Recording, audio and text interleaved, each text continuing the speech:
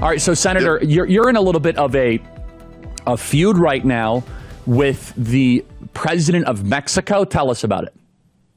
Yeah, I mean, we were actually honestly working on this remittance reform. So the House we don't like right now, if you're an illegal immigrant and you send money back to Mexico, there's no tax on that, right? So in the House version, they put a 3.5% tax on that. We were already working to double that, like on the Senate side, as that's come over here. I've filed that bill. That's an issue that's important to me. I think it does a couple things we can talk about, like discourage illegal immigration and fairness, because a lot of these folks are being paid under the table, and they ought to, like Americans pay taxes, they should pay taxes too.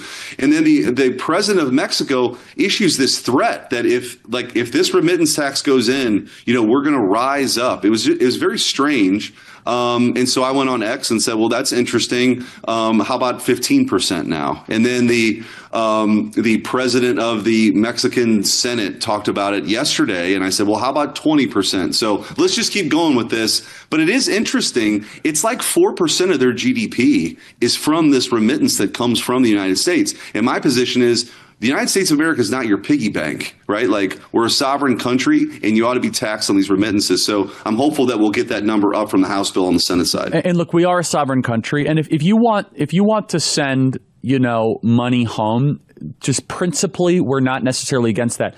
What this is about, though, is that this has become a primary subsidy as to why mass migration is happening. It's a forcing function, right?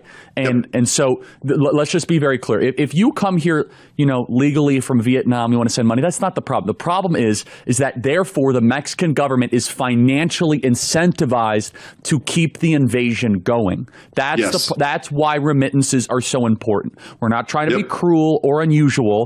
It's that the Mexican government has turned a blind eye for quite some time, and it's literally tens of billions of dollars. Okay, I want to play two pieces of tape here. First is 252. I don't know who she thinks she is or what card she thinks she's holding, or she's saying that she'll unleash the cartels against us.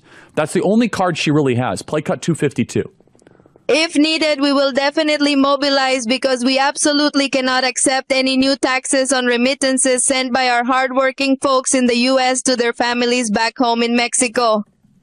Okay, what does she mean by mobilize, Senator? I don't know. Sort of strange. I don't know, but you don't have to probably guess, go too far out on a limb.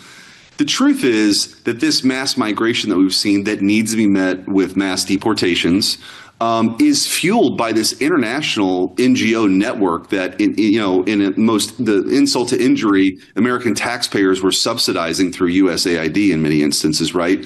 But they know exactly what they're sending a signal. She's sending a signal that in the United States, it should be no coincidence this happened around the time that the LA riots were starting, that somehow this is it's a threat. I don't know exactly what it means, but we're going to mobilize. I don't know what that means, but she shouldn't be doing it, and we don't take threats kindly in this country. I know I don't, and that's why I think that this issue, which was important anyway, I think becomes even more front and center because of her comments. Let's play here. This is now the president of the Mexican Senate. I think he's mocking you. This is in Spanish, but with subtitles. So basically for the radio audience and the podcast audience that doesn't speak Spanish, he's mocking you, but it's worth playing. Let's play cut 449. Está el tema del impuesto a las remesas, que ya un senador estadounidense ahora dice que le van a poner 15. Ay, estás viendo y no ves, senador, ¿no? ¿Cómo se llama el senador? Quieren apagar el fuego con gasolina. La compañera presidenta ha insistido que es el diálogo, el respeto. Okay, so at the end he's saying... Did you just call me El Diablo? Did I hear that? Yeah, something. Was I referred to as the devil? Yeah, I mean, I think it was dialogue, actually. I think that was the word. I don't think he was quite calling you Diablo. But the part that was important is en fuego on gasoline. So, these are kind of it's very interesting. I want everyone to remember this. Now, I want to introduce a third data point. So we have the president of Mexico, Steinbaum. We have this president of the U.S., the Mexican Senate. And do you remember under Joe Biden, the Obrador? Do you remember that he also similarly threatened? He was like, if you don't give us our aid money, you're not going to like what happens. And that was like a lesser covered story. It just kind of went away. And Biden just kind of like flooded in a ton of capital to Mexico. So, Senator, I don't want to speculate too much, but are they threatening the United States of America? It sure seems that way, and I don't know exactly what they mean by mobilize or throwing fuel on the fire. I mean, if you put it in the context of the time in which they're making these comments, you have an American city burning with people waving Mexican flags, right? Like maybe it's a signal that's being sent, which again is I think why President Trump's leadership is so important to get the National Guard there to help to end this thing. But I think that, Charlie, what's happening right now, and maybe it's also part of their comments, for a long time, really since the Cold War ended, there were decisions that were made. A lot of our leadership, Republican and Democrat, sort of ceded a lot of important aspects of whether it's related to trade, how we, engage in foreign conflicts and sending, our boys off to fight in foreign wars. There's been this sort of globalist end of history kind of moment where people thought that everybody, that everybody was going to be some democracy, and we had this wandering foreign policy, and our money went to ridiculous things that ended up being like LGBTQIA plus Sesame Street in Iraq. Like that's what was exposed with all this Doge stuff. But it also is a mentality that somehow people in other countries are entitled to our money. And that's not the case. We can make those decisions only if it furthers the interests of the United 100%. States of America. Exactly. But you don't just get it. We're not the piggy bank. We're not like, we're not the patron for all of these ridiculous causes. And we certainly shouldn't be to funnel an effort to, bring 15 million people here illegally, which is exactly what we saw over the last 4 years. So I think this is tied together, sort of globalist mindset, mass migration. It's all part of it. And they're mad that the United States is maybe changing direction here. Senator, big, beautiful bill. What's going on here? Some of your colleagues are putting up a real fight on behalf of fiscal conservatism. Where are the negotiations? After these riots and after this bedlam, it is mandatory that we pass the big, beautiful bill. It is mission critical. I agree. I think that I agree. I think that the border provisions, the immigration law enforcement aspect of it is more important than ever. It's on full display as to why when you see what's happening right now, when you literally have people who are trying to prevent ICE from enforcing immigration law and deport people, which is exactly what President Trump ran on. So we need more detention facilities. We need more ICE agents. We need more enforcement efforts.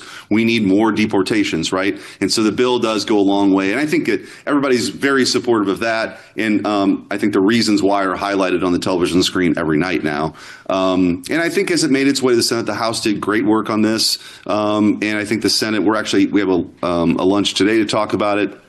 I'm actually going to be visiting with President Trump later today to talk about some of the provisions. I think the Senate wants to make sure if we can find more savings, we want to go do that. And I think that will make the big, beautiful bill even more beautiful. But I will say that I think everybody's united that at the end of the day, we get this thing done. It's got a lot of President Trump's priorities. They're very, very popular with the American people and the things that he ran on. So I'm still very optimistic. I think we're aiming for the 4th of July on the Senate side. And then that would give a couple of weeks that, to get this thing ultimately done before August. And so, Senator, part of the provisions as far as cost savings, I know that there is some fear that we're not going to be able to send it back to the U.S. House to be able to get those through. But there's so much good stuff that we hope stays. No tax on tips, major border security, increase in ICE agents. So what are the elements then you think that will be emphasized or focused on between your colleagues to find those cost savings? Well, there's just nobody in the Senate that really likes what was done with SALT. And you look at what's happening in California, the subsidizing the terrible policy decisions of blue state governors. There's not support for that in the Senate. Having said that, we understand the dance that Mike Johnson has to do to get the votes over in the House. That's a very practical consideration. So we're very well aware of that. But you're talking about hundreds of billions of dollars. Again, to subsidize terrible decisions in New York and California and Illinois, my neighbor, J.B. Pritzker, right? So there's definitely a conversation about that, what we can do to find savings there. We just talked about the remittance tax. That would add billions, bringing more revenue in by taxing remittances from illegal immigrants here as they send the money elsewhere. So there's some other things to do. But that's where we're at right now in the Senate. I think that we're trying to figure out a place where we can maximize the savings, but also deliver on President Trump's promises. And I'm very optimistic that we're going to get there. And we have to unlock growth, right? We got to get to a 3 to 4% growth calculus. We have to, which is about drill, baby, drill, lower tax rates. I think there's some pent up investment demand that is just willing to be unleashed in our country right now. And you have the artificial intelligence. You have a blue collar boom that is really waiting to happen. And so, kind of final question, Senator, are you bullish that this is all going to work out? I am. And you got to remember, the reconciliation thing, it's a big thing. The big, beautiful bill is a big thing, but it's one piece to all of this too, right? We have rescissions packages to codify the DOJ reforms. That'll be important.